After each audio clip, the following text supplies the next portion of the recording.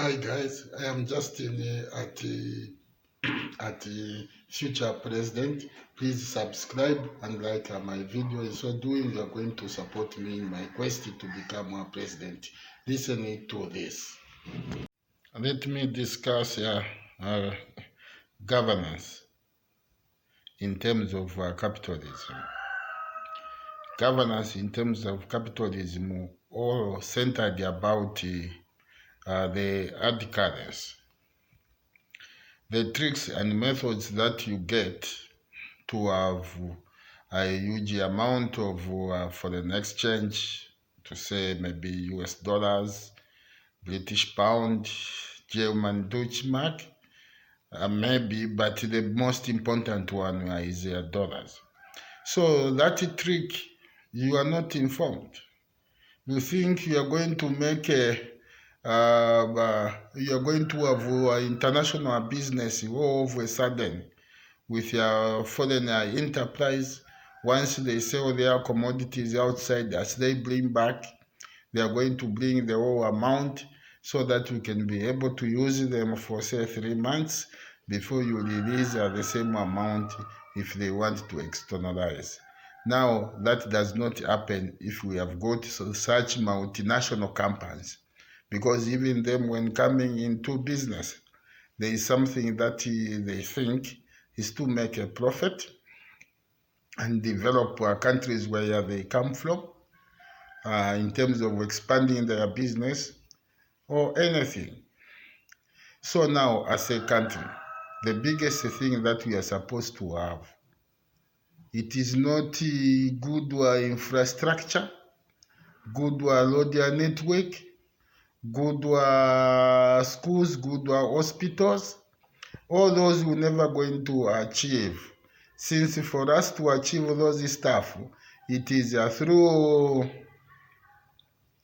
loans and the credits. But where are we going to get the money from? Since we don't have enough business enterprise in the country. Huh? So the biggest that we can do ourselves, especially here in Africa and some countries in Asia, what we are supposed to do is to create a system that is sustainable, where we can have enough dollars in our central banks. And once we achieve that, that is when we can roll out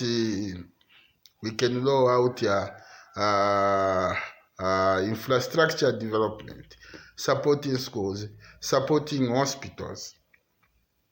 In the absence of that, then that means now we cannot do anything that will be sustainable, since if you get a credit contract, some company to make roads, at the end of the day we'll still be looking around there to pay. So that means that is going to make our economic struggle backwards, since our industrial base, commercial base, the way we make money, the base is just too small.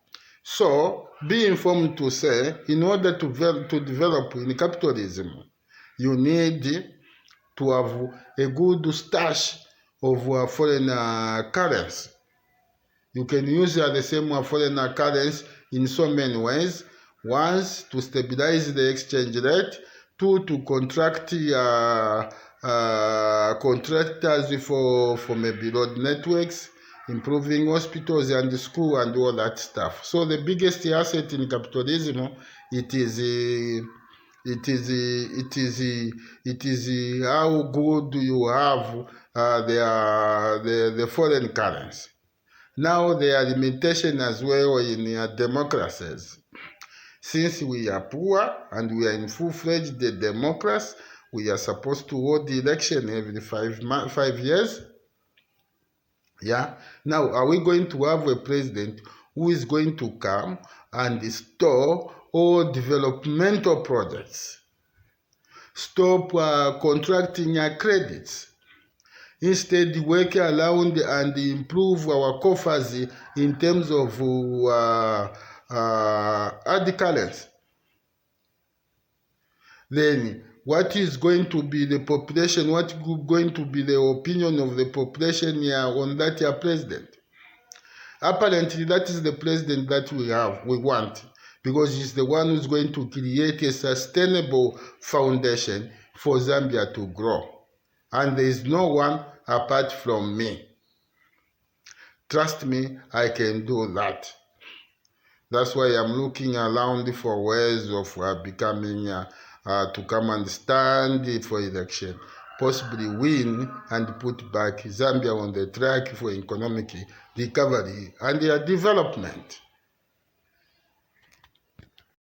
Yesterday, my friend visited me.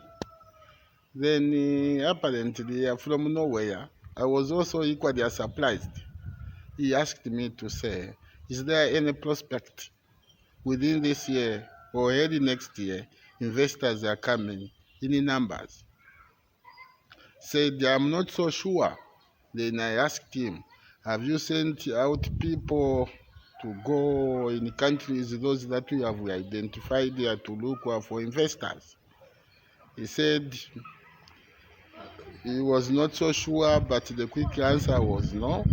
And then he said, if you have to market your country, what incentives are you going to offer to those who are coming here to invest? Like no tax for 25 years. They just sell no tax and all that stuff, something that will bring them in numbers to come and identify, to come and do. And which areas, I asked him as well, which areas do you expect them to come and cover? He said mining. I said, okay, in which place? Because my friend comes from Northwestern. He said the Northwestern, there is a lot of, there is abundant minerals there, that side, mostly copper, and a few of them gold and all that stuff. He even talked about having uranium, yes. Then I asked him to say, now, what kind of method of mining those investors you're expecting to come and do? He said the usual one, to have a quick return on their backs, the open pit mining. Said no, open pit mining is not sustainable. We don't want those people. Let them, if they have to come, they sing, they go, they go underground. The underground is much better. If you can see on the copper belt, most of the mines are underground. For example, Kitwe and Mfulira. You are there on top doing whatever you can do, farming, settlements and all that stuff. Underground, there people are working. So if you can have 10 investors of such nature, then that means they are going to spoil our Northwestern. Those are the investments that we don't want. Today they can look good because they pay you 9,000 kwacha, the least paid, divided by 17 kwacha dollar exchange now.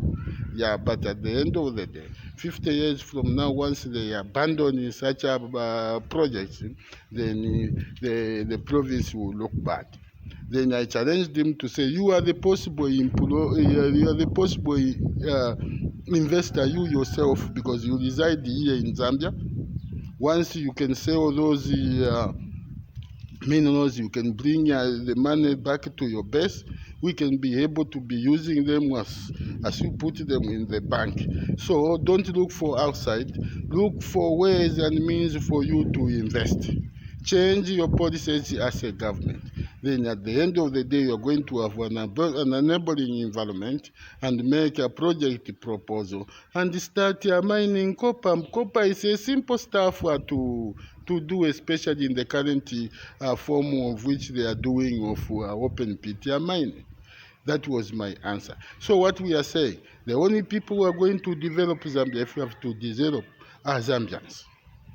Then they will be followed by foreign investors if there is anything.